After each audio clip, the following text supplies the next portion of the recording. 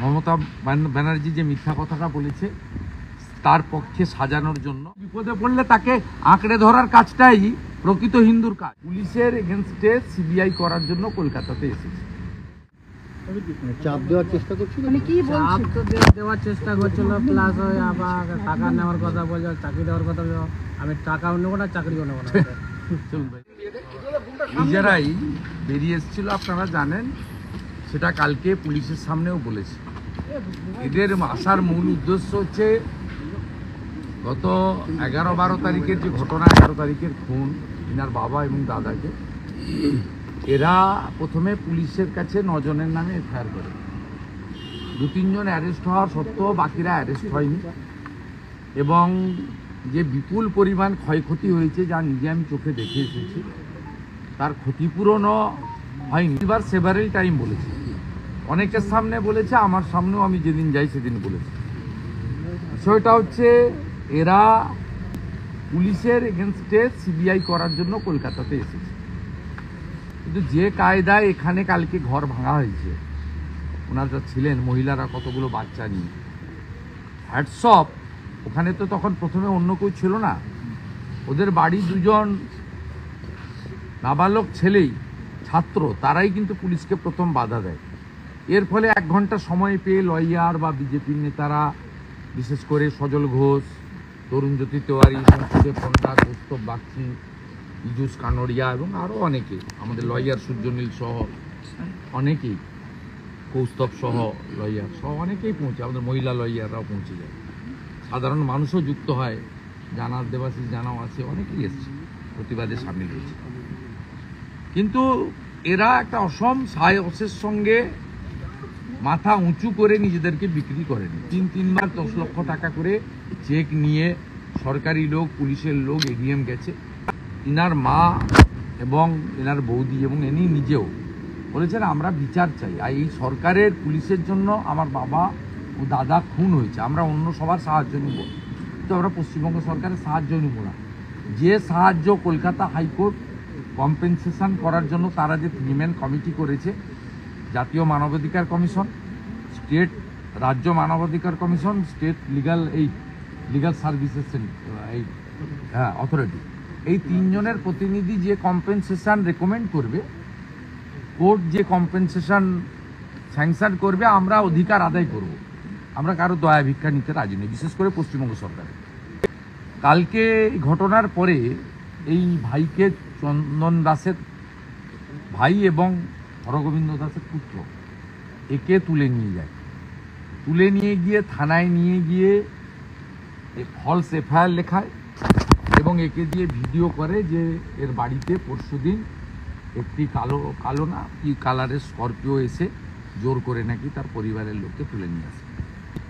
মমতা ব্যানার্জি যে মিথ্যা কথাটা বলেছে তার পক্ষে সাজানোর জন্য রাজীব কুমারের বাহিনী এটা করে।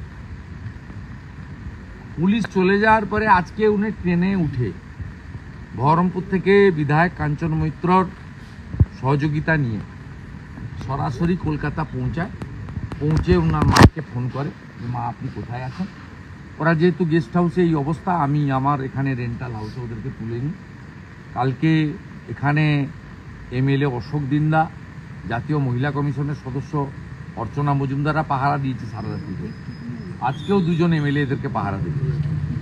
পাহারা দেওয়া মানে নিরাপত্তার জন্য, পুলিশের হাত থেকে এবং এদের হাত থেকে বাঁচানোর জন্য। কারণ কালকে বিকেলবেলা 2nd হাফে হিয়ারিং আছে এদের কেসে। এদের সপরিবারে এরা কোর্টে থাকতে চায়, লয়াররা করবে, এদের যে মনোনীত লয়ার, তো এরা থাকতে চায়, এরা বিচার পাওয়ার জন্য কলকাতা উচ্চ আদালতে এসেছে। একে দিয়েও ফলস কমপ্লেন স্টেটমেন্ট করিয়েছিল। ইতিমধ্যে একটু আগে ও স্টেটমেন্ট ভিডিও করে ছেড়েছে, আপনারা পেয়েছেন। আজকে আমার পাশে দাঁড়িয়ে আছে, যদি কিছু প্রশ্ন থাকে। আজকেই যে পুলিশের হাইজ্যাকের অভিযোগটা উঠছেন, আপনারা করছেন, সেই ঘটনা থেকে পুলিশের হাইজ্যাকের করার ক্ষমতা নেই। পুলিশের over action to satisfy her supremo Mamata Banerjee, ওনাদের যিনি সুপ্রিমো মালিক, উনি মনে করেন মমতা ব্যানার্জি তার বাড়ি থেকে পুলিশকে বেতন দেয়।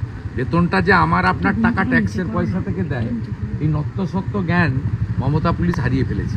তাই কেউ পশ্চিমবঙ্গ পুলিশও বলে না, কলকাতা পুলিশও বলে না, সবাই মমতা পুলিশ। মমতা বন্দ্যোপাধ্যায় যে অভিযোগ করছেন, যে বিজেপি রাজনীতি করছে, ফিরহাদ হাকিম এই গোটা ঘটনাটাকে বলছেন বিজেপি না না, রাজনীতি করছে না, বিজেপি হিন্দুদের দরদি হিসেবে পাশে দাঁড়িয়েছে।